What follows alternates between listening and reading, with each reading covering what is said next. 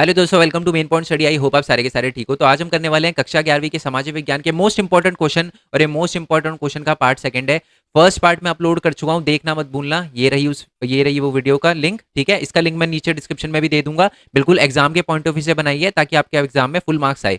ठीक है जी, I hope ये बात आपको क्लियर हो गई हो। एंड इसकी जो पीडीएफ है ना, मैं हमारे टेलीग्राम चैनल पे दे चुका हूँ। इसके बारे में हम थोड़ी देर में बात करेंगे, बट पहले तो डायरेक्टली अपने क्वेश्चन पे आ जाते हैं, ठीक है। अच्छा, एक बात और यार, एक बच्चा ना मेरे को मैसेज करके बोलता कमेंट में, जब मैंने वीडियो बनाई थी ना, तो इस वीडियो के अंदर 20 क्वेश्चन है, ठीक है, 21-22 ऐसे क्वेश्चन है। तो बच्चा बोलता है कि सर इतने मत बताओ, आप हर चैप्टर में से 2 क्वेश्चन बताओ कि वो आएंगे ही आएंगे। ठीक है। एक उसने ये भी बोला कि सर दूसरे जो टीचर हैं, ये वाले यूट्यूब चैनल जो है, वो हर चैप्टर में से 2-2 क्वेश्चन बता रहे हैं जो आएंगे ही आएंगे। सर आप भी ऐसा कर दो। देखो, सिंपल सीधी बात बताता हूँ बच्चे, आपका भविष्य खराब करने में मैं अपना पार्टिसिपेशन नहीं देना चाहता। और अगर आप सोच रहे हो कि मैं चैप्टर वाइज 2 क्वेश्चन बताऊंगा, तो आप रहने दो, आप ये वाली वीडियो भी छोड़ के जा सकते हो, मेरे को कोई दिक्कत नहीं है, ठीक है। बट मैं वो पर्सन नहीं बनना चाहता जिसको आप बाद में ब्लेम करो कि सर आपने 2 क्वेश्चन बताए थे वो नहीं आए, है ना। बेशक मेरे व्यूज आ जाएंगे, है ना, अभी के लिए अगर मैं 2 क्वेश्चन चैप्टर वाइज बता दूंगा, व्यूज तो आ जाएंगे, बट दिल को शांति नहीं मिलेगी। समझ रहे हो, मेरे को बहुत दुख होगा कि यार मैंने बच्चों के साथ धोखा करा। तो अपन तो नहीं करने वाले, ठीक है। जो कर रहा है उसकी वीडियो देखो, कोई दिक्कत नहीं है मेरे को, बट सोच समझ के देखना, ठीक है। चलो, क्योंकि मैं तो इतने ही क्वेश्चन बताऊंगा यार, चैप्टर में से कम 5 क्वेश्चन तो मैं बताऊंगा ही बताऊंगा। सिंपल लॉजिक है मेरा, ठीक है। बुरा लग रहा होगा आपको ये बात सुन के कि सर ऐसे कैसे बोल रहे हो, आप थोड़ा सा गुस्सा हो गए, बट यार देखो बोलना पड़ेगा। ओके, पता नहीं यूट्यूब पे यार कोई भी कुछ भी डाल रहा है, मतलब कि ये कर लो, 2 क्वेश्चन कर लो, डिट्टो कॉपी आएगा, ये ऐसा नहीं होता ना। चलो, क्वेश्चन नंबर 1 की बात करते हैं। कार्यपालिका क्या है और कार्यपालिका के प्रकार बताइए। तो मैं आपको बता दूं, कार्यपालिका क्या होती है, विधायिका द्वारा बनाए गए कानून जो होते हैं ना, उसको लागू करने का काम जो होता है हमारी कार्यपालिका का होता है। यही डेफिनेशन लिखी हुई है, ठीक है। नेक्स्ट आता है कि कार्यपालिका कितने प्रकार की होती है। तो कार्यपालिका 3 प्रकार की होती है, संसदीय, अर्ध अध्यक्षात्मक और अध्यक्षात्मक, ठीक है। संसदीय क्या होती है, भारत में चलती है, ठीक है जी। अर्ध अध्यक्षात्मक माली में चलती है, एग्जाम्पल दे रहा हूं पहले ही आपको, अध्यक्षात्मक यूएस में चलती है, ठीक है जी। एक एक पॉइंट हो गया। अब संसदीय सुन लो, आपको एग्जाम में डायरेक्टली ये भी क्वेश्चन आता है कि भारत में जो संसदीय प्रणाली है उसकी विशेषता बताओ, तो ये 4 पॉइंट उतार देने हैं। या अध्यक्षात्मक या अर्ध अध्यक्षात्मक के पॉइंट्स पूछे तो उतार देने, और अगर डिफरेंस पूछे कि संसदीय और अर्ध अध्यक्षात्मक में क्या डिफरेंस होता है, तो ये दोनों कॉलम उतार देने। आई होप ये बात आपको समझ आ गई हो, क्योंकि बच्चे कंफ्यूज जाते हैं कि सर आपने तो तीनों बताए थे, हमको तो डिफरेंस बताया नहीं था। अरे डिफरेंस ही तो है, ठीक है। चलो, पहला पॉइंट है कि जो संसदीय होता है, भारत इसका एग्जाम्पल है, तो इसमें क्या होता है कि सरकार का प्रमुख जो होता है वो प्रधानमंत्री होता है। जैसे भारत के अंदर है, सरकार के प्रमुख कौन है, प्रधानमंत्री होते हैं। वह विधायिका में बहुमत वाले दल के नेता होते हैं। इस टाइम इंडिया के अंदर जो है वो बहुमत, यानी हमारे पार्लियामेंट के अंदर ज्यादातर कौन सी पार्टी के एमपी बैठे हुए हैं, वो बैठे हुए बीजेपी के, और बीजेपी के लीडर ही जो है वो प्रधानमंत्री है हमारे नरेंद्र मोदी जी। नेक्स्ट पॉइंट है, वह विधायिका के प्रति जवाबदेह होते हैं। अगर विधायिका कोई भी क्वेश्चन पूछे तो संसद को जो हमारे प्रधानमंत्री होता है उनको जवाब देना ही देना पड़ता है। नेक्स्ट पॉइंट है कि देश के प्रमुख इनमें से कोई भी हो सकता है। राष्ट्रपति हमारे देश के प्रमुख है, याद रखना। अभी आपने बोला सर ऊपर तो अभी प्रधानमंत्री बताया था, प्रधानमंत्री जो है वो सरकार के प्रमुख होते हैं, बट जो राष्ट्रपति होते हैं वो देश के प्रमुख होते हैं, याद रखना संसदीय में। अर्ध अध्यक्षात्मक क्या होता है, राष्ट्रपति देश के प्रमुख होते हैं, प्रधानमंत्री सरकार के प्रमुख होते हैं, और प्रधानमंत्री और उसका मंत्री परिषद जो होता है वो विधायिका के प्रति जवाबदेह होता है, ठीक है। इसका एग्जाम्पल माली मैंने आपको बताई दिया था। अध्यक्षात्मक क्या होता है, राष्ट्रपति देश का प्रमुख होता है इसमें, और वह सरकार का भी प्रमुख होता है। जैसे यूएस में आपको पता होना चाहिए, वहां पर प्रेसिडेंशियल सिस्टम है जिसको हिंदी में अध्यक्षात्मक कहते हैं, और यहाँ पर जो होता है सारी पावर प्रेसिडेंट के पास ही होती है, ठीक है। वो देश का भी प्रमुख होता है, वो सरकार का भी प्रमुख होता है, ठीक है। राष्ट्रपति का चुनाव जो होता है वो आमतौर पर प्रत्यक्ष मतदान से होता है। इसका मतलब है डायरेक्टली लोग जो है वो अपने राष्ट्रपति को वोट देते हैं, ठीक है। हमारे भारत में ऐसा नहीं होता, हम अपने एमपी को वोट देते हैं, और जिस पार्टी के ज्यादा एमपी होंगे उनके प्रधानमंत्री बनता है, ठीक है जी। नेक्स्ट पॉइंट पे आते हैं कि वह विधायिका के प्रति जवाबदेह नहीं होता, यानी जो हमारे राष्ट्रपति होते हैं ना अध्यक्षात्मक में, वो विधायिका के प्रति जवाबदेह नहीं होते। एग्जाम्पल मैं आपको बता चुका हूँ। चलो अब आ जाते हैं नेक्स्ट वाले क्वेश्चन पे। नेक्स्ट वाला क्वेश्चन है कि भारत में संघीय प्रणाली को क्यों अपनाया, संसदीय प्रणाली को, संसदीय लिखा है मैंने, संसदीय लिखा है। चलो, भारत ने संसदीय प्रणाली को क्यों अपनाया, तो इसके पीछे सबसे बड़ा रीजन क्या था कि भारत के अंदर है ना पहले से ही ब्रिटिश रूल कर रही थी। तो ब्रिटिश जो है वो संसदीय प्रणाली से ही हमारे पे रूल कर रही थी, तो हमको जो संसदीय प्रणाली को चलाने का एक तरह से अनुभव था, तो इसलिए हमने भारत के अंदर भी संसदीय प्रणाली को अपनाया, ठीक है। तो ये बता भी रखा है 1919 और 1935 के तहत हमने जो संसदीय प्रणाली है जो ब्रिटिश ने बनाए थे, 1919 के अधिनियम और 1935 का अधिनियम, तो उसका हमें अनुभव था, तो इसलिए हमने संसदीय प्रणाली ली। और दूसरा रीजन ये था कि हमें लगता है कि जो संसदीय प्रणाली है ना वो ज्यादा जिम्मेदार और उत्तरदायी होती है, ठीक है। क्योंकि इससे क्या हो सकता है, संसदीय प्रणाली में कार्यपालिका को विधायिका द्वारा प्रभावी रूप से नियंत्रित किया जा सकता है, और इसी वजह से हमने किसको अपनाया, हमने अपनाया है संसदीय प्रणाली को। ठीक है जी, ये दोनों पॉइंट हो गए। अगर मैं थोड़ा तेज बोल रहा हूं तो वीडियो बिल्कुल सेटिंग से जाकर थोड़ा सा स्लो कर लेना, कोई दिक्कत नहीं है। नेक्स्ट वाले पॉइंट पे आते हैं कि राजनीतिक कार्यपालिका और स्थायी कार्यपालिका में अंतर बताइए। बहुत ही अच्छा क्वेश्चन है ये। तो ये रहा, राजनीतिक कार्यपालिका क्या होती है मैं आपको बता देता हूँ। जैसे कि आपके जो होते हैं ना मिनिस्टर वगैरह जो होते हैं, मिनिस्टर वगैरह कौन हो गए, जैसे आपके फॉरेन मिनिस्टर हो गए, आपके होम मिनिस्टर हो गए, एडुकेशन मिनिस्टर हो गए, फाइनेंस मिनिस्टर हो गए और राष्ट्रपति हो गए, ये सारे के सारे राजनीतिक कार्यपालिका में आते हैं। स्थायी कार्यपालिका यानी आईएएस और आईपीएस, नाम तो सुना ही होगा, है ना। तो चलो, राजनीतिक कार्यपालिका का टाइम जो होता है वो 5 साल का होता है। स्थायी कार्यपालिका का जो टाइम होता है वो रिटायरमेंट तक का होता है। ये बात याद रखना, इसमें कम पॉइंट लिखे हैं, मैं आपको और बता रहा हूँ। राजनीतिक कार्यपालिका के लिए कोई भी शैक्षिक योग्यता नहीं चाहिए। आप छठी फेल हो तब भी आप मिनिस्टर बन सकते हो, फॉरेन मिनिस्टर, कुछ भी बन सकते हो, ठीक है। वो अच्छी, अगर क्वालिफिकेशन हो तो अच्छी बात होती है, बट भारत में ऐसी कोई क्वालिफिकेशन नहीं है, बिना क्वालिफिकेशन के भी आप कोई भी मंत्री बन सकते हो। 12वीं पास करके आप एडुकेशन मिनिस्टर बन सकते हो, मैं बता दूं आपको, या 12वीं फेल करके भी। बट जो स्थायी कार्यपालिका होती है उसमें ऐसा नहीं होता, कम से कम ग्रेजुएशन पास करी होनी चाहिए और यूपीएससी का एग्जाम क्लियर होना चाहिए, तभी आप स्थायी कार्यपालिका में जा सकते हो, ठीक है।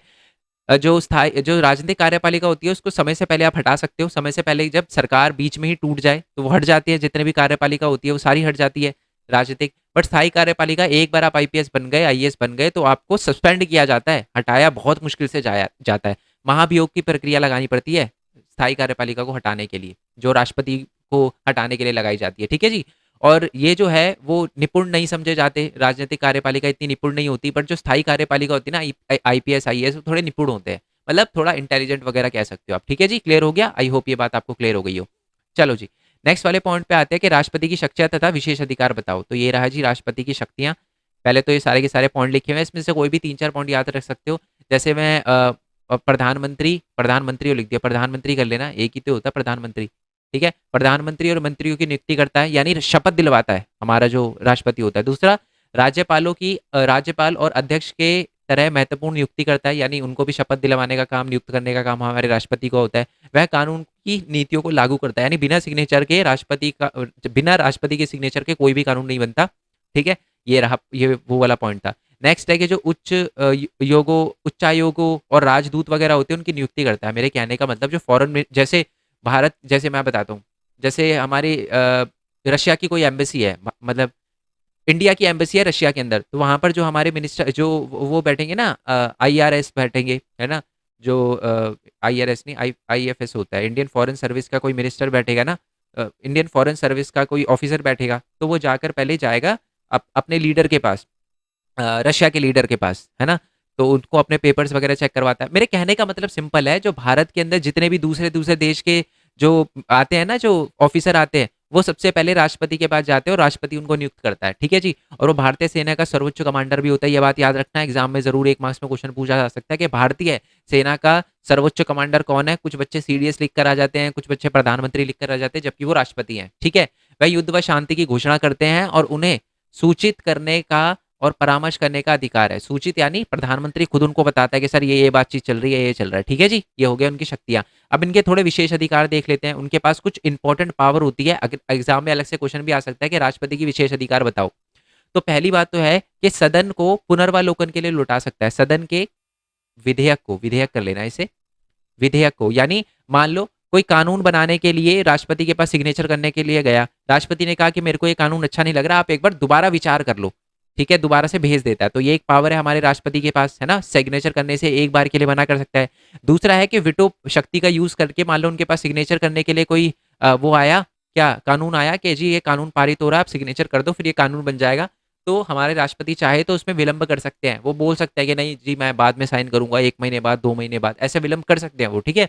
तीसरा पॉइंट है, चुनाव के बाद कई नेताओं के दावे के समय यह निर्णय करने मतलब मान लो जैसे कि अलग अलग पार्टी के नेता हैं, ठीक है, अलग अलग पार्टी के हैं और वो सारे प्रधानमंत्री बनना चाहते हैं और गठबंधन की सरकार में आए हैं सारे के सारे, तो राष्ट्रपति डिसाइड करेगा कि कौन प्रधानमंत्री बनेगा या नहीं बनेगा, ठीक है। देखो उस टाइम नहीं, जैसे इस टाइम जैसे मैंने बताया, इस टाइम है ना, इस टाइम हमारे पार्लियामेंट के अंदर ज्यादातर एमपी जो है वो बीजेपी के हैं, तो कोई दिक्कत ही नहीं है ना। क्यों? क्योंकि बीजेपी के ज्यादातर एमपी है, तो वो अपने लीडर को चुन देंगे कि हाँ जी इसको बना दो हमारे प्रधानमंत्री, जैसे नरेंद्र मोदी जी को बनाया, है ना। बट राष्ट्रपति उस समय बहुत कारगर साबित होते हैं जब बहुत सारी अलग अलग पार्टी के जो मेंबर होते हैं और बहुत सारी अलग अलग पार्टी को इक्वल वोट मिले हुए होते हैं और वो सारे प्रधानमंत्री बनना चाहते हैं, ठीक है। तब जाके राष्ट्रपति का विशेष अधिकार सामने आता है, ठीक है। ये तीनों के तीनों पॉइंट अच्छे से कर लेना है क्योंकि एग्जाम में क्वेश्चन आता है। नेक्स्ट पॉइंट बात करते हैं हम, राष्ट्रपति बनने के लिए योग्यता बताइए और उन्हें कैसे हटाया जा सकता है। तो मैं आपको बता दूं कि राष्ट्रपति बनने के लिए क्या क्या योग्यता होनी चाहिए। उन्हें भारत का नागरिक होना चाहिए, उन्हें कर लेना, इज्जत देनी चाहिए थोड़ा सा, है ना। उन्हें भारत के नागरिक होना चाहिए। दूसरा है वह 35 वर्ष या उनसे अधिक की आयु के होने चाहिए अगर आपको राष्ट्रपति बनना है तो। इस टाइम में कौन है? द्रौपदी मुर्मू जी। उन्हें संसद का सदस्य नहीं होना चाहिए। मैं आपको बता दूं बहुत सारे बच्चे कहते हैं, बहुत सारे बच्चों को लगता है एग्जाम में क्वेश्चन आ जाता है कि इनमें से कौन सा हमारे संसद के सदस्य नहीं होते, तो इसका आंसर राष्ट्रपति होगा। राष्ट्रपति कभी भी पार्लियामेंट में जाकर ऐसे वो नहीं करते, कभी कभी सेशन होता है बट ऐसे कभी सेशन नहीं होता जब उनको बुलाया जाता है और वो हमेशा संसद में बैठते हैं, ऐसा नहीं होता, संसद के सदस्य नहीं होते। दूसरा, उन्हें लाभ का कोई पद धारण नहीं करना चाहिए। इसका मतलब ये है कि कोई दूसरी गवर्नमेंट जॉब नहीं होनी चाहिए। अगर वो राष्ट्रपति है तो राष्ट्रपति रहेंगे। नेक्स्ट है कि वो दिवालिया नहीं होने चाहिए, बैंकरप्ट नहीं होने चाहिए, ठीक है। और उनको हटाया कैसे जा सकता है? उनको अगर हटाना है, उनका कार्यकाल पहले बात तो 5 साल का होता है और अगर उन्हें हटाना है ना तो आपको महाभियोग चलाना पड़ेगा। और महाभियोग एक बहुत ही टफ एक प्रोसेस होती है। इसमें क्या होता है कि राष्ट्रपति को है ना सबसे पहले तो क्या होता है, एक सदन में जाया जाता है। आपको पता है संसद के 2 सदन होते हैं, लोकसभा और राज्यसभा, दोनों में जाया जाता है। पहले लोकसभा में जाते हैं और बोलते हैं कि कौन कौन राष्ट्रपति को हटाना चाहता है, ठीक है। अगर वहां से मेजोरिटी मिल जाती है फिर उसके पास जाते हैं, राज्यसभा के पास जाते हैं, फिर वहां से स्वीकृति मिल जाती है तो राष्ट्रपति के पास जाते हैं और उनसे बोलते हैं कि जी 14 दिन है आपके पास, अगर आप कुछ बोलना चाहो तो बोल सकते हो। अपनी मतलब अपनी क्या कह सकते हो उसे, अ, जो भी अपनी आपको क्या कहते हैं मतलब यार हिंदी में एक तो यार वर्ड नहीं आते। हाँ जी, तो एक बार मैं यानी आप क्या क्या कहते हो उसको यार, सफाई दे सकते हो आप अपनी, है ना। मतलब आप 14 दिन दे रहे हैं कि अगर आपको कुछ बोलना है, सफाई देनी है तो आप वो दे सकते हो। और है ना, जो राज्यसभा और लोकसभा से जो पास होता है ना वो 2/3 बहुमत के पास से पास होना चाहिए। यानी कि 100 बंदे बैठे हुए हैं तो कम से कम 67 बंदे अगर एग्री करेंगे तभी जाके राष्ट्रपति को हटाया जाएगा, है ना, लोकसभा से, तभी वो पास होगा, फिर राज्यसभा में जाएगा। ठीक है जी, नेक्स्ट क्वेश्चन पे आते हैं ये। और ये मैं ना देखो समझा जल्दी जल्दी रहा हूँ बट ये पीडीएफ में आपको दे दूंगा, वही टेलीग्राम चैनल पे दूंगा, जो अपना टेलीग्राम चैनल है ना, main point study 11th arts, है ना। ये फर्स्ट पार्ट की तो मैं दे ही चुका हूँ, सेकंड पार्ट की भी मैं यहीं पर दे दूंगा, डोंट वरी, वीडियो अपलोड करते ही दे दूंगा जैसे मैंने वादा किया था।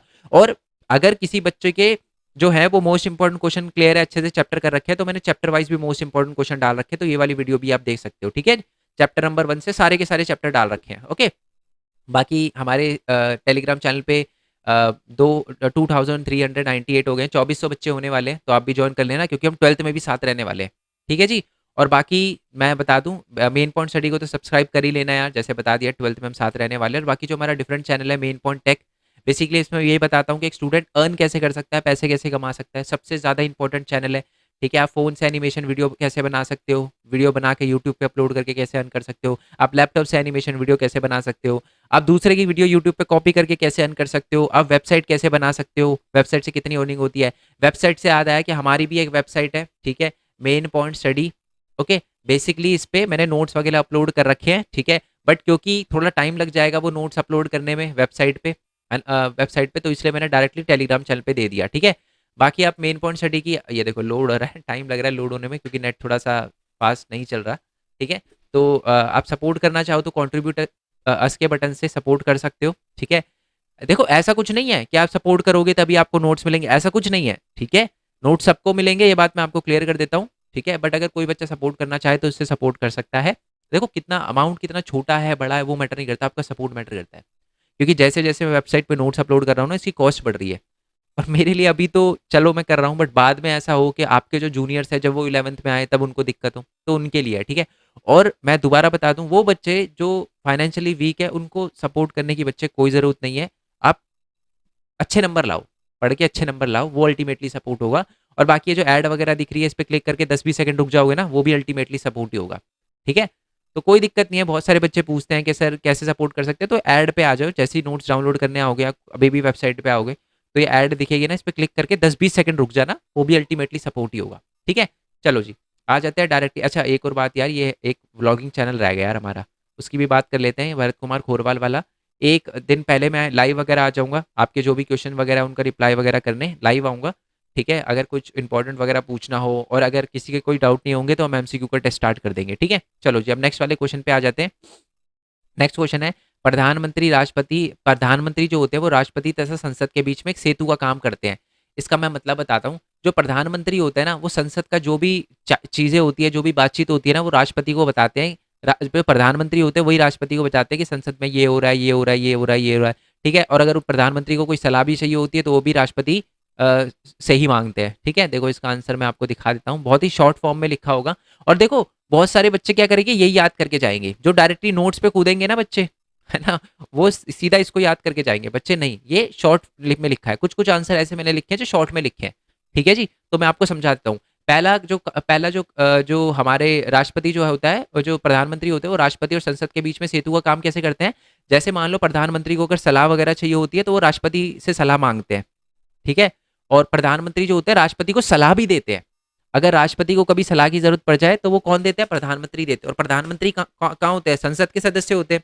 दूसरा, संसद की कार्यवाही से अवगत करवाना, ये भी जो होता है वो प्रधानमंत्री का काम होता है। अगर राष्ट्रपति पूछता है, हाँ भाई बताओ प्रधानमंत्री जी क्या हो रहा है संसद में, तो प्रधानमंत्री जी बताते हैं। यस सर नो, मतलब द्रौपदी मुर्मू जी अगर पूछे प्रधानमंत्री जी से, नरेंद्र मोदी जी से, हाँ जी बताओ क्या हो रहा है, आजकल कौन से रूल रेगुलेशन की बात हो रही है, क्या चीजें हो रही है, क्या नहीं हो रहा है ना, सदन में क्या क्या हो रहा है, तो ये बताने का काम जो होता है प्रधानमंत्री का होता है। तो यानी सदन और राष्ट्रपति के बीच में जो एक लिंक बैठाने का काम होता है वो प्रधानमंत्री का होता है। ठीक है जी, क्लियर हो गया। चलो आ जाते हैं नेक्स्ट वाले क्वेश्चन पे। नेक्स्ट वाला क्वेश्चन जो है वो एक वैल्यू बेस्ड क्वेश्चन है, जो कि इंपॉर्टेंट क्वेश्चन है कि नौकरशाही नौकरशाही यानी आईपीएस आईएएस ने स्वतंत्रता प्राप्ति के पश्चात से ही अपनी दृढ़ मौजूदगी एवं प्रशासनिक कुशलता का परिचय दिया है। व्याख्या करें। मतलब हमारे आईपीएस आईएएस जो है वो बहुत ही बढ़िया है, एक नंबर है। उनकी विशेषता बता दो कि वो अच्छा काम कर रहे हैं, कैसे कर रहे हैं, आज़ादी के बाद उनका बहुत बड़ा रोल है। तो ये सारे के सारे पॉइंट देखो। बात ऐसी है, हमारे मिनिस्टर तो अनपढ़ होते हैं, ठीक है, अंगूठा छाप होते हैं। आप अभी 11th में हो, बहुत सारे आपको मिनिस्टर ऐसे भी मिल जाएंगे जिन्होंने कभी स्कूल का वो भी नहीं देखा, है ना, फिर भी बन गए। तो बट पढ़े लिखे जो होते हैं आईपीएस आईएएस होते हैं, बट ऐसा नहीं है सारे आईपीएस आईएएस अच्छे होते हैं, कुछ भाई गलत भी होते हैं। ठीक है, अ, कुछ लोगों को लगता है कि जी दहेज जो होता है वो गरीबी लेते हैं। मैं आपको बता दूं कि बोलियां लगती है आईपीएस आईएएस की। ये मेरे को चलो यार छोड़ो, डायरेक्टली पॉइंट पे आते हैं। नेक्स्ट है कि नीतियों का वास्तविक क्रियावाहन जो होता है वो नौकरशाही द्वारा ही संभव हो पाता है। एक्चुअल में देखो अनपढ़ होते हैं, मैंने बताया आपको मिनिस्टर, वो तो कह देंगे भाई ये कर दो। नौकरशाही आईपीएस आईएएस देखते उसमें कॉन्स्टिट्यूशन में, संविधान में, कि जी जो बोल रहे हैं वो संभव है भी या नहीं है ना। दिन प्रतिदिन के कार्य को भी उत्तरदायी के लिए भी उत्तरदायी होते हैं। डे टू डे एडमिनिस्ट्रेशन का काम जो होता है, व्यवस्था देखनी, कानून वगैरह देखना, ये भी काम हमारे आईपीएस आईएएस का होता है ना। तीसरा पॉइंट है कि सामाजिक जो समस्याएं होती है उनको कुशलता से निपटाने में सक्षम होते हैं आईपीएस आईपीएस। और आईपीएस आईएएस ज्यादातर सिविल सर्विसेज के ज्यादातर इसी के अंदर आते हैं। नेक्स्ट पॉइंट है कि सूचना के अधिकार जैसे कदमों ने नौकरशाही लिख दिया, इसमें नौकरशाही को अधिक पारदर्शी एवं उत्तरदायी बनाया है। ठीक है, अब सूचना का अधिकार क्या नहीं, किसी भी डिपार्टमेंट से आप, किसी भी आईएएस से आप, किसी भी डिपार्टमेंट से आप कोई भी सवाल पूछते हो और उसका जो लीडर है वो आईएएस है तो वो जवाब देते हैं, है ना। राइट टू इन्फॉर्मेशन के अंदर आता है। ये समझ आ गया, मतलब एक तरह से तारीफ करनी है हमारे नौकरशाही की, है ना, आईपीएस ब्यूरोक्रेसी की। नेक्स्ट है प्रधानमंत्री की शक्तियां तथा कार्य बताइए। तो ये जी प्रधानमंत्री की शक्तियां और कार्य, कोई भी 5 पॉइंट 6 पॉइंट याद कर लेना। कैबिनेट का गठन करने का कार्य जो होता है वो हमारे प्रधानमंत्री का होता है। अब इसको आप शक्ति में भी कन्वर्ट कर सकते हो कि कैबिनेट को गठन करने की शक्ति जो होती है वो सिर्फ हमारे प्रधानमंत्री के पास होती है। ठीक है, और नेक्स्ट है कि जो विभिन्न मंत्रियों के बीच में विभागों का वितरण भी जो होते हैं वो प्रधानमंत्री करते हैं, प्रधानमंत्री का कार्य होता है। और इसको आप शक्ति में भी कन्वर्ट कर सकते हो कि विभिन्न मंत्रियों के बीच विभागों का वितरण करने की शक्ति जो होती है प्रधानमंत्री के पास होती है। ऐसी बाकी पॉइंट है। ठीक है, चलो देख लो एक बार, कोई दिक्कत नहीं है, आराम से देख लो, पॉज करके देख लो, कोई दिक्कत नहीं है। ठीक है, बट आ जाते हैं अभी नेक्स्ट क्वेश्चन पे। नेक्स्ट क्वेश्चन जो है वो हमारा ये है कि हमें जो स्वतंत्र न्यायपालिका की आवश्यकता क्यों है। ठीक है, मतलब हमें मतलब न्यायपालिका जो है भारत में स्वतंत्र है, क्यों भाई, न्यायपालिका जो है वो स्वतंत्र कैसे है। पहली बात तो यह है कि हमें स्वतंत्र न्यायपालिका की क्या आवश्यकता है। तो कानून के शासन हेतु ढंग से कानून वगैरह शासन चलता रहे, लोगों के अधिकारों की सुरक्षा हो, है ना। किसी भी लोगों के अगर मौलिक अधिकार का हनन होता है तो वो कहाँ जाते हैं, कोर्ट में जाते हैं, न्यायपालिका में जाते हैं। नेक्स्ट है कि विवादों का हल करने हेतु राज्य सरकार और केंद्र सरकार में कोई लड़ाई हो जाती है तो न्यायपालिका ही सुलझाती है। तो ये भी काम जो होता है न्यायपालिका को होता है। और ये सारी की सारी चीजें सॉल्व करने के लिए एक स्वतंत्र न्यायपालिका का होना बहुत ज्यादा जरूरी है। ठीक है, तो ये भी लिखे हुए हैं और इनसे भी पता चलता है कि न्यायपालिका जो है वो स्वतंत्र है। ठीक है, अगर आपसे आए कि पूछा जाए कि न्यायपालिका के कैसे स्वतंत्र है बताइए, तो ये आंसर लिखना है आपको। ठीक है, क्या क्या उनको न्यायपालिका जो है वो स्वतंत्र ऐसे है क्योंकि न्यायाधीशों की सेवा जो आयु निश्चित होती है, मतलब उनको 60 साल से पहले आप नहीं हटा सकते, और हटाने के लिए भी महाभियोग लगाना पड़ता है। समझ रहे हो, जो राष्ट्रपति को हटाने के लिए जो लगता है ना लोकसभा और राज्यसभा से पास, वही सेम रूल हमारे न्यायाधीशों पे भी लगता है। और मैं आपको बता दूं, इंडिया में आज तक कोई न्यायाधीश जो है ना वो हटाया ही नहीं गया है। ठीक है, हटाया ही नहीं गया है। इसको आप अच्छा पॉइंट भी ले सकते हो, बुरा पॉइंट भी ले सकते हो, वो मैं आप पे छोड़ता हूँ, बट हटाया नहीं गया अभी तक, आज तक कभी भी। दूसरी बात है, अच्छा वेतन दिया जाता है ना, तब भी वो स्वतंत्र काम कर पाएंगे। न्यायाधीशों द्वारा दिए गए निर्णय को चुनौती नहीं दी जा सकती। मैं आपको बताऊं, आप है ना, अगर कुछ न्यायाधीश ने, जज वगैरह ने कुछ बोला है ना, तो आप उस पर उंगली नहीं उठा सकते। दिए गए निर्णयों के लिए न्यायाधीश के जीवन सुरक्षा प्रदान करना, इसका मतलब है पूरी, मतलब जेड सिक्योरिटी मिलती है। ठीक है, न्यायाधीशों को बिल्कुल बहुत तगड़ी सिक्योरिटी मिलती है ताकि वो बिल्कुल बिना डरे कोई फैसला ले पाए। नेक्स्ट पॉइंट है कि राष्ट्रपति द्वारा न्यायाधीशों के कार्य में बाधा ना पहुंचाना।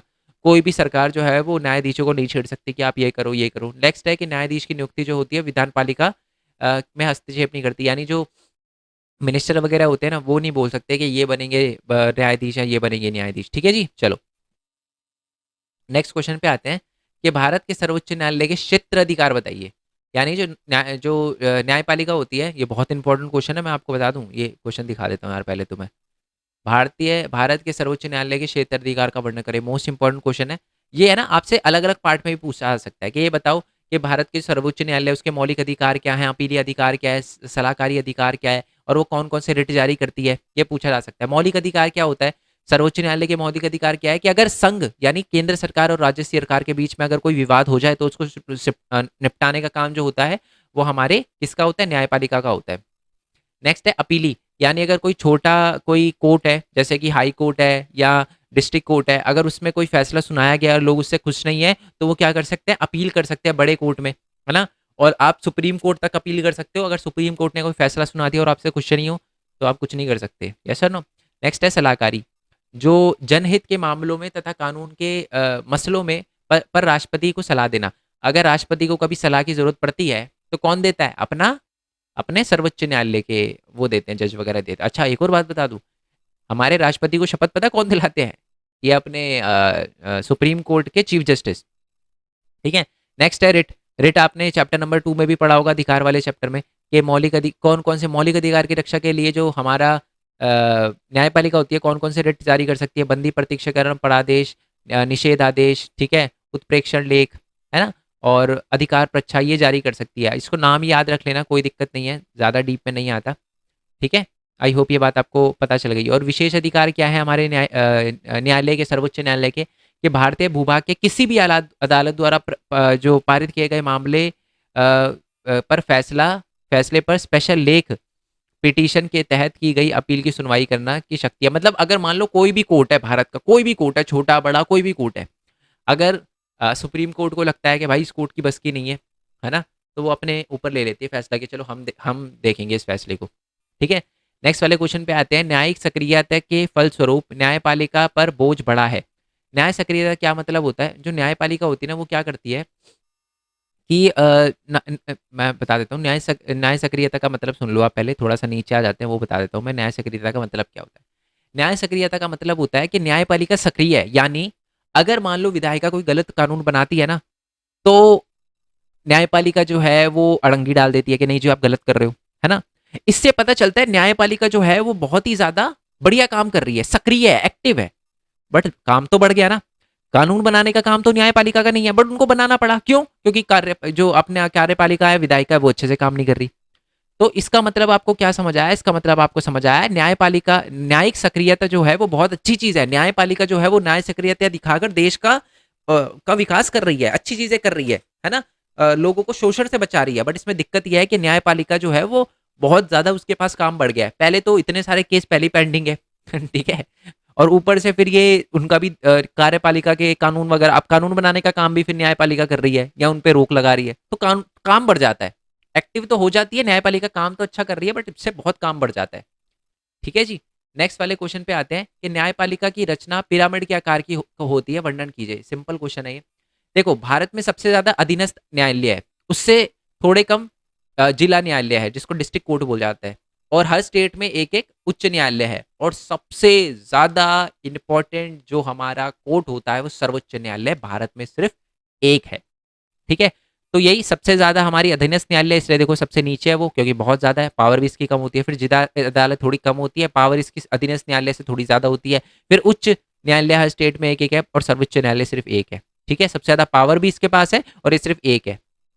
ठीक है, और इसमें ये देखो ये बता रखा है कि क्या क्या काम कर सकता है। सर्वोच्च न्यायालय के पास क्या क्या पावर होती है, उच्च न्यायालय के पास क्या क्या पावर होती है, जिला अदालत के पास क्या क्या पावर होती है, और अधीनस्थ न्यायालय के पास क्या क्या पावर होती है। आप है ना सिर्फ सर्वोच्च न्यायालय का करके चले जाना, कोई दिक्कत नहीं आएगी आपको, क्योंकि मोस्ट इंपॉर्टेंट यही है।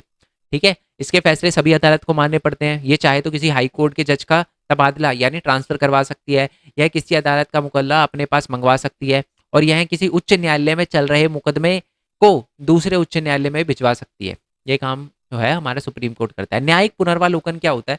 न्यायिक पुनर्वालोकन का मतलब होता है कि अगर न्यायपालिका ने अपना कोई फैसला सुनाया, और वो फैसला मान लो उनको लगता है कि यार ये फैसला हमने गलत सुना दिया, इस पे हमें दोबारा से कार्रवाई करनी चाहिए, तो उसी को हम कहते हैं न्यायिक पुनर्वालोकन। न्यायपालिका द्वारा दिए गए निर्णय की पुनः जांच करना, यानी अगर किसी ने कोई निर्णय दे दिया है, मान लो हाई कोर्ट ने कोई निर्णय दे दिया है, तो जो सुप्रीम कोर्ट है वो उस निर्णय को देख सकती है कि सही दिया है नहीं दिया है, यानी पुनर्वालोकन कर सकती है, उसका रिव्यू कर सकती है। इंग्लिश में बोले तो रिव्यू वर्ड आपको समझ आ गया होगा। ठीक है, नेक्स्ट क्वेश्चन की बात करते हैं। अच्छा, ये क्वेश्चन ज्यादा नहीं है, नीचे आंसर भी लिख रखे हैं, ठीक है, टेंशन लेने की जरूरत है, क्वेश्चन इतना ही है। नेक्स्ट क्वेश्चन है कि जनहित याचिका किस प्रकार गरीबों की मदद करती है। पहले तो जनहित याचिका सुन लो, ऑल दो अब तो जनहित याचिका जो है वो थोड़ा सा कम हो गया, बंद भी हो गया है। इसमें क्या होता है कि किसी व्यक्ति संस्था की शिकायत अखबार अखबार में समाचार डाक द्वारा शिकायत के आधार पर, इसका मतलब ये होता है कि अगर कोई नॉर्मल पर्सन चाहे, है ना, तो अखबार के बेसिस पर, डाक से, लेटर से भी हमारे सुप्रीम कोर्ट के अंदर अपनी याचिका भेज सकता है, अपना केस भेज सकता है। आपने एक केस सुना होगा राम रहीम का, है ना। तो हुआ क्या कि कुछ लेडी ने लेटर वगैरह भेजे थे सुप्रीम कोर्ट के अंदर, ठीक है, और उन पे मुकदमा चला और राम रहीम जेल में। समझ रहे हो? तो ये क्या है, ये जनहित याचिका है। क्लियर हो गया आपको? चलो जी। तो इससे क्या होता है, लोगों की, गरीब लोगों की मदद होती है। ठीक है जी। क्योंकि देखो, और जनहित याचिका ये भी होती है कि मान लो आप हो, आप पढ़े लिखे हो, आप देखते हो किसी फैक्ट्री में बहुत सारे बच्चे जो है वो काम कर रहे हैं, अब वो अपने उन पढ़े लिखे नहीं है, उनको नहीं पता है एफआईआर कैसे करते हैं, केस कैसे करते हैं, पर आपने उनके लिए केस कर दिया, तो ये भी एक जनहित याचिका है, जिसको इंग्लिश में पीआईएल कहते हैं, पब्लिक इंटरेस्ट लिटिगेशन। ठीक है जी। चलो, नेक्स्ट क्वेश्चन है क्वेश्चन नंबर 15, भारतीय संघवाद की विशेषता बताइए। तो ये है जी भारतीय संघवाद की विशेषता। क्या क्या है? भारत में लिखित संविधान है, स्वतंत्र न्यायपालिका है, संविधान जो है सबसे सर्वोच्च है, इससे बड़ा कुछ नहीं है, और भारत में 3 स्तर की सरकारें होती है, केंद्र सरकार, राज्य सरकार और स्थानीय सरकार। ठीक है, union government, local government, sorry state government और लोकल गवर्नमेंट। और यहाँ पर जो है ना वो पावर भी बांटी गई है। एक संघ सूची में, संघ सूची वो सूची होती है जिस पर सिर्फ केंद्र सरकार कानून बना सकती है, फिर राज्य सूची, फिर आती है संवर्ती सूची। ठीक है, अगर मैं आपको बात करूं, संघ सूची में 97 सब्जेक्ट आते हैं, और राज्य सूची में 66 आते हैं, और संवर्ती सूची में 47 आते हैं। ठीक है, आई होप ये बात आपको क्लियर हो गई हो। अब ये कुछ, अगर आपको ना एग्जाम में, देखो एक और बात बता देता हूँ आपसे, एग्जाम ये तो हो गई भारतीय संघवाद की विशेषता। आपसे थोड़ा सा क्वेश्चन घुमा के पूछा जा सकता है, भारतीय संविधान की एकात्मक के लक्षण बताइए, या एकात्मक भारतीय संविधान के एकात्मक संघवाद की विशेषता बताइए। तो आपको ये लिखना है, ठीक है, कि एक हरी नागरिकता, संघ और राज्य के बीच में एक ही संविधान का होना, ठीक है, एकीकृत न्यायपालिका होना। ठीक है, यानी ऐसा नहीं है एकीकृत न्यायपालिका, यानी न्यायपालिका सारे केस देख सकती है, चाहे राज्य को हो, या स्टेट के हो, या सेंटर के हो, या किसी के भी हो। ठीक है, आपातकाल के समय में अधिक शक्ति जो है वो हमारे केंद्र सरकार को दी गई है। इससे पता चलता है कि केंद्र सरकार के पास ज्यादा शक्ति है, और वो एकीकरण को शो करता है, एकात्मक को शो करता है। ठीक है, जो अखिल भारतीय सेवा होती है, आईपीएस आईएएस, सेंट्रल गवर्नमेंट के अंदर आते हैं। ठीक है, और संविधान संशोधन में संघीय सरकार का अधिक महत्व होता है। अगर संविधान में चेंज करना हो ना तो संघीय सरकार कर सकती है, यानी केंद्र सरकार कर सकती है। बेसिकली ये पॉइंट है ना, ये बताता है कि एकात्मक है हमारा भारतीय संविधान जो है वो एकात्मक, यानी केंद्र सरकार के पास ज्यादा शक्ति है। ठीक है जी, आपको क्लियर हो गया ना? आई होप ये बात आपको क्लियर हो गई हो। बेसिकली इन पॉइंट से पता चलता है कि हमारे केंद्र सरकार के पास ज्यादा शक्ति। चलो ये वाला पॉइंट भी पढ़ के दिखा देता हूँ, और भी क्लियर हो जाएगा कि शक्ति विभाजन में केंद्र सरकार की तरह अधिक शक्तियों का झुकाव है। है ना? मतलब ज़्यादातर जो शक्तियाँ हैं, वो केंद्र सरकार के पास ही है। नोट कौन छाप सकता है? केंद्र सरकार। राज्य सरकार अपने नोट छाप सकती है? नहीं छाप सकती, है ना? चलो, नेक्स्ट क्वेश्चन पे आ जाते हैं। नेक्स्ट क्वेश्चन है कि भारतीय संविधान निर्माताओं ने एक सशक्त केंद्र सरकार क्यों चाहते थे? वो क्यों चाहते थे भाई? अभी-अभी मैंने बोला कि केंद्र सरकार भारत में ज़्यादा पावरफुल है। इससे ये सारे के सारे पॉइंट्स हमें पता चला। बट क्यों? क्यों है जी? तो भारतीय संविधान के अंदर केंद्र को ज़्यादा ताकतवर इन सब सब वजहों से बनाया। पढ़ दूँ मैं एक बार? चलो जल्दी से पढ़ देता हूँ। संविधान निर्माताओं की मान्यता थी कि वह संघीय संविधान चाहते थे जो भारतीय विविधताओं को समेट सके। तो भारत के विविधता को समेटने के लिए एक संघीय सरकार का होना बहुत ज़्यादा ज़रूरी था। इसलिए हमारे भारतीय निर्माताओं ने, संविधान निर्माताओं ने संघीय प्रणाली को अपनाया, जिसमें केंद्र सरकार को ज़्यादा पावर दी। नेक्स्ट पॉइंट है कि वह एक शक्तिशाली केंद्र सरकार की स्थापना भी करना चाहते थे जो विघटनकारी प्रवृत्तियों पर अंकुश लगा सके। इसका मतलब है, जो लोग, अब देखो, अगर राज्य को ज़्यादा पावर दे देंगे तो राज्य सरकार, अगर मान लो वो अलग करवाने का काम कर देगी, तो रोक नहीं पाएंगे। तो इसलिए ना हमारे केंद्र सरकार को ज़्यादा पावर दी गई है ताकि कोई भी देश को ना तोड़ सके। यस और नो? नेक्स्ट पॉइंट की बात करते हैं। नेक्स्ट पॉइंट है कि गरीबों, जो गरीब होते हैं, गरीब होती है, निरक्षरता होती है और आर्थिक असमानता, राष्ट्र एकता एवं विकास आदि जैसी समस्याएं थी। मतलब उस समय भारत के अंदर बहुत सारी समस्या थी और हमें लग रहा था कि राज्य तो काम करेगी करेगी, बट मान लो अगर राज्य गरीबी वगैरह खत्म करने के लिए, बच्चों को पढ़ाने के लिए कुछ ना करे, तो केंद्र सरकार तो काम करे ही करे। तो इसलिए केंद्र सरकार को ज़्यादा पावर दी कि राज्य सरकार अगर अपना काम ढंग से ना कर पाए तो आप करो, बट करो। ठीक है जी। नेक्स्ट पॉइंट की बात करते हैं। तो अपना नेक्स्ट पॉइंट है, नेक्स्ट क्वेश्चन है सॉरी, कि भारतीय राज्यों में संघात्मक की आवश्यकता बताइए। वही देखो, घुमा फिरा के वही क्वेश्चन पूछा गया कि भारत में संघवाद क्यों अपनाया गया। ठीक है, तो भारत में संघवाद इसलिए अपनाया गया क्योंकि भारत बहुत बड़ा देश है और बहुत बड़े देश पे अच्छे से ढंग से शासन चलाने के लिए आपको सरकार में पावर बांटी होनी चाहिए। ठीक है, भारत में वो विभिन्नता भी बहुत है, अलग अलग भाषाएं भी बहुत है, तो इसलिए हर भाषाओं को, सबको सम्मान देने के लिए, समान अधिकार देने के लिए संघ सरकार है, यानी एक केंद्र सरकार के साथ राज्य और लोकल गवर्नमेंट को भी बनाया गया। लास्ट पॉइंट है कि भारतीय राज्य की कल्पना एक लोकतांत्रिक राज्य की थी जिसमें सभी की सहभागिता आवश्यक हो। लोकतंत्र राज्य संघीय व्यवस्था को मान्यता देता है। बेसिकली भारत के अंदर लोकतांत्रिक राज्य संघीय व्यवस्था को मान्यता देता है। तो भारत के अंदर जो है वो एक तरह से लोकतंत्र अपनाया गया था, और लोकतंत्र बेसिकली एक संघवाद जो है वो लोकतंत्र की आत्मा है, आप ये कह सकते हो। बिना अ, संघवाद के लोकतंत्र एक तरह से मजाक है, समझ रहे हो? ये पॉइंट है। चलो नेक्स्ट क्वेश्चन पे आते हैं। प्रावधान जो केंद्र सरकार को सशक्त बनाते हैं, तो ये प्रावधान है। एक्चुअल में ये जो क्वेश्चन, ये ऊपर हमने पॉइंट देखा था ना, यही सारे के सारे लिखे होंगे। ठीक है, यही पॉइंट लिखे होंगे। मैं एक पॉइंट पढ़ देता हूँ। ठीक है, किसी राज्य, अच्छा ये पॉइंट क्या लिखा हुआ है, अगर केंद्र सरकार चाहे तो वो किसी भी राज्य का एरिया बढ़ा सकती है और छोटा कर सकती है। ये पावर केंद्र सरकार के पास है। इससे पता चल रहा है केंद्र सरकार ज़्यादा पावरफुल है। दूसरी बात यह है कि आपातकाल के समय भी सारी की सारी पावर केंद्र सरकार के पास आ जाती है। इससे भी पता चलता है पावरफुल है वो। दूसरी बात है, पैसे के मामले में भी केंद्र सरकार के पास ज़्यादा शक्तियाँ हैं। नेक्स्ट है कि अगर केंद्र सरकार जो केंद्र सरकार होता है वो एक राज्यपाल को नियुक्त करता है। अगर राज्यपाल चाहे तो वो केंद्र सरकार से सिफारिश कर सकता है, यानी राष्ट्रपति को लेटर दे के बोल सकते हैं कि जी ये राज्य सरकार जो है वो ढंग से काम नहीं कर रही, आप यहाँ पर राष्ट्रपति शासन लगा दो। 357 आर्टिकल का यूज़ करके राष्ट्रपति शासन लगा दो। तो ये भी, इससे भी पता चलता है केंद्र सरकार के पास ज़्यादा पावर है, क्योंकि केंद्र सरकार ने राज्यपाल को चुना और राज्यपाल राज्य सरकार को हटा सकता है। इससे पता चलता है ना पावर है। नेक्स्ट है कि विधानसभा में जो कानून वगैरह होती है उनमें स्वीकृति देने का काम वगैरह जो होता है वो राष्ट्रपति का होता है, और राष्ट्रपति भी एक तरह से केंद्र सरकार, क्योंकि वोटिंग होती है तो केंद्र सरकार द्वारा ही एक तरह से चुना जाता है। अब ये पॉइंट आपको कैसे चुना जाता है, ये सिंपल रखूं, सिंपल पॉइंट समझाता हूं मैं आपको। सिंपल बात है, आप ये याद रखो कि राष्ट्रपति के पास एक वीटो पावर होती है। ठीक है, वो सिर्फ और सिर्फ राष्ट्रपति के पास होती है, और राष्ट्रपति भी एक तरह से केंद्र सरकार के ही चुने हुए होते हैं, क्योंकि ज्यादातर एमपी जिस पार्टी के होते हैं ना उसी पार्टी का वो बनते हैं। आप देखना उन्हीं के राष्ट्रपति बनते हैं। राष्ट्रपति होते तो पूरे भारत के हैं और उनका पार्टी से कोई लेना देना नहीं होता, बट जो केंद्र सरकार चाहती है ना वही राष्ट्रपति बनते हैं। ठीक है, नेक्स्ट है, ये मैं आपको बता ही चुका हूँ, हमारी प्रशासनिक व्यवस्था एक हारी है, यानी एक ही नागरिकता चलती है। और अगर केंद्र सरकार चाहे तो वो राज्य सरकार के एक तो वो सैन्य शासन, मार्शल लॉ वगैरह भी लगा सकती है, और वो चाहे तो किसी भी राज्य सरकार के टॉपिक पर कानून बना सकती है ना। जैसे कि मान लो एग्जाम्पल लेते हैं कि बिजली वगैरह, बिजली वगैरह मान लो या हेल्थ वगैरह जो है वो स्टेट गवर्नमेंट के अंदर आ सकता है, बट केंद्र सरकार भी उसके अंदर कानून बना सकती है चाहे तो। इससे भी पता चलता है केंद्र सरकार ज्यादा पावरफुल है।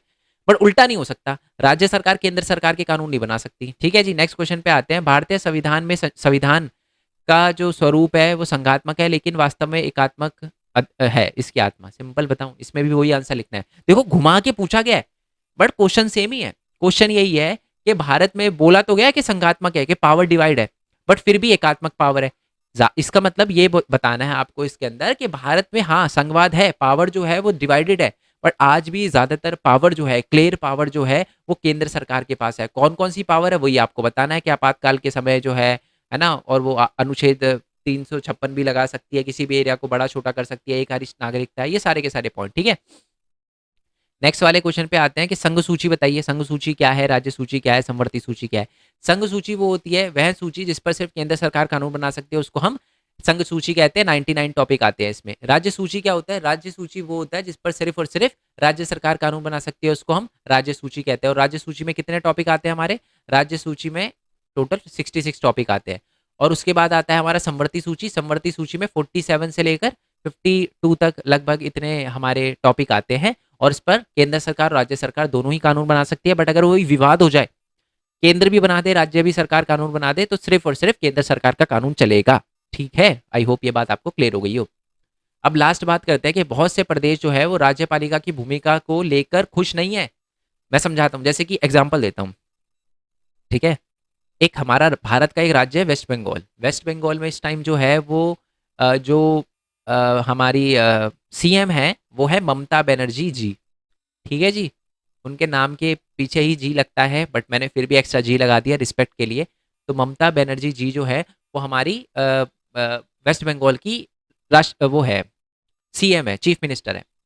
और कुछ समय पहले जो हमारे वेस्ट बंगाल के जो राज्यपाल थे ना, राज्यपाल थे वो थे हमारे विजय धनकर। आई होप मैं सही बोल रहा हूँ, विजय धनकर ही थे वो, है ना। विजय धनकर को किन्होंने चुना था, केंद्र सरकार ने, है ना। और जो हमारी ममता बनर्जी जी है वो राज्य सरकार की है। दोनों अलग अलग पार्टी के हैं, ये जो है वो टीएमसी की है, ये जो है वो बीजेपी के हैं। अब हो गई दप्पड़दू। दप्पड़दू कैसे हो गई, जो लड़ाई चलती रहती है। अब जो विजय धनकर बोलते हैं कि जी दंगे हो रहे हैं वेस्ट बंगाल में, जो कि हो रहे थे कुछ समय पहले तक, हो रहे हैं, बहुत होते हैं, दिक्कतें वगैरह थोड़ी ज़्यादा है वहाँ पर, क्योंकि आपको पता है बॉर्डर एरिया है, तो वो रोहिंग्या वगैरह और भी बहुत सारी प्रॉब्लम है। तो बोलते हैं कि जी बहुत गलत हो रहा है यहाँ पर, तो आप यहाँ पर क्या लगा दो, राष्ट्रपति शासन लगा दो। तो ममता बनर्जी जी बोलते अच्छा जी ऐसे कैसे लगा दो, अभी हूं तो मैं प्रधानमंत्री मैं हूं तो पहले से ही, मतलब मैं सीएम तो हूं। अच्छा एक और बात, जब राष्ट्रपति शासन लगता है ना तो सीएम हट जाता है। तो विजय धनखड़ जी बोलते हैं कि राष्ट्रपति शासन लगा दो प्रेसिडेंट को लेटर लिख के, जबकि टीएमसी की जो ममता बनर्जी जी बोलती है ऐसे कैसे लगा दो यार, आप तो मेरे को हटाना चाहते हो। तो ये दप्पड़दू चलती रहती है, इसलिए बहुत सारे राज्य जो होते हैं वो खुश नहीं होते। ठीक है जी, तो यही बात लिखी हुई है, घुमा फिरा के यही बात लिखी हुई है कि राष्ट्रपति शासन लगवा देते हैं कभी कभार जो हमारे राज्यपाल वगैरह होते हैं। और दूसरी बात है कि थोड़ा ज़्यादा एक तरह से आप कह सकते हो हस्तक्षेप वगैरह करते हैं। बहुत सारे ऐसे लोगों को, बहुत सारी राज्य सरकार को लगता है कि राज्यपाल है ना बहुत अड़ंगी डालते हैं राज्यों के कामों में। ठीक है, मतलब केंद्र सरकार की ज़्यादा बात सुनते हैं। ठीक है, आई होप ये सारे के सारे क्वेश्चन आपको क्लियर हो गए हो। हर एक क्वेश्चन करना है, हमारे डिफरेंट डिफरेंट चैनल को सब्सक्राइब करना मत भूलना। हमारा चाहे मेन पॉइंट स्टडी का चैनल हो, मेन पॉइंट टेक का चैनल हो, वैसे तो एक और चैनल है मेन पॉइंट गेमिंग का, बट मन करे तो सब्सक्राइब करना, ना करे तो मत करना, क्योंकि एग्जाम से पहले मैं इस पर कुछ भी नहीं डालने वाला। लास्ट वीडियो भी 8 महीने पहले डाली थी। ठीक है जी, ओके। बाकी वीडियो अच्छी लगी हो तो लाइक कर देना, है ना, चैनल को सब्सक्राइब कर देना अपने। और जो इसकी पीडीएफ है वो आपको टेलीग्राम चैनल पे मिल जाएगी, टेंशन लेने की ज़रूरत नहीं है। जैसी ही वीडियो अपलोड होगी टेलीग्राम पे आपको मिल जाएगी, और बाकी वेबसाइट पे आप चाहो तो सपोर्ट कर सकते हो। और 12th में नोट जो है वो आपको वेबसाइट पे मिलेंगे। टेलीग्राम चैनल भी ज्वाइन कर लेना, क्योंकि एमसीक्यू वगैरह भी पूछूंगा, बट नोट जो है वो आपको टेलीग्राम पे मिलेंगे। ठीक है जी, बाकी मिलते हैं जी नेक्स्ट वीडियो में, तब तक के लिए धन्यवाद, थैंक यू सो मच, जय हिंद, जय भारत, वंदे मातरम, thanks for your support, bye bye.